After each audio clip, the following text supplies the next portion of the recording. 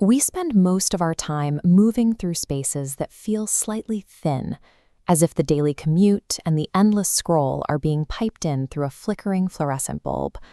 There is a persistent sense that we are navigating a reality governed by an invisible, rigid set of rules. This thermal scan shows a consumer isolated in an Oasis headset, living a life validated by a 5-star rating. It depicts humanity operating within a biosimulation, a state where we exist as dormant participants in a design engineered at the end of the last century. Eventually, the immersion breaks. You're standing on an escalator, and the logic of the physical world begins to tear. Digital code bleeds through the edges of your own body, revealing the structure underneath. Bored Not Bored and Zoo Television's multimedia project, the Euclidicy, functions as an investigation into these simulation theories. It treats the multimedia format as a device for dimensional access, testing the boundaries of this engineered reality. Track 3, HOLLW, describes the result of this engineering. The lyrics repeatedly greet the listener with a flat, repetitive loop. Welcome back to hell. It frames our compliant digital existence as a hollow form of entrapment. This modern malaise originates in a systemic collapse.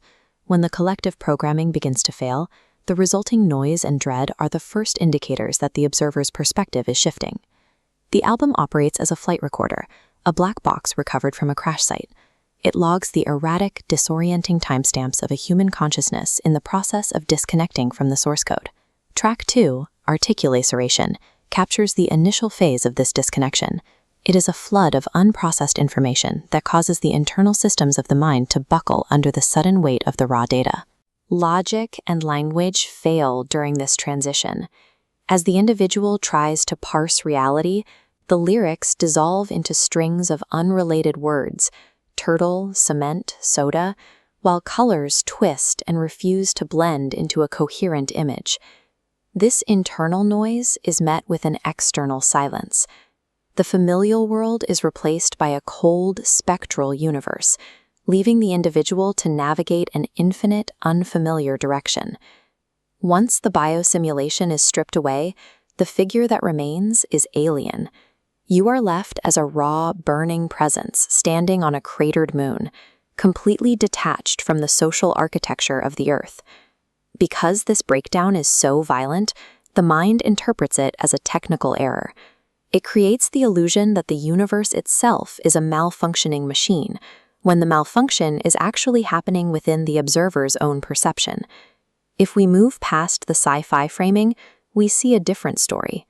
These supposed glitches in the matrix align with ancient psychological experiences that occur when the mind reaches a breaking point. Track 8 makes this connection explicit by referencing Carl Jung. His psychological framework serves as the primary map for the project, suggesting that the glitches Zoo describes are actually archetypal forces rising from the unconscious.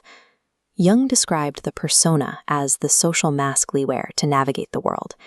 In the Euclidicy, this mask is the simulation itself, the entire digital layer encasing our organic core. The glitch occurs when the Jungian self presses against that rigid persona, fracturing the shell because the internal pressure is too great to contain. This explains why certain coincidences, like a sudden flood of specific videos on your feed, feel so significant.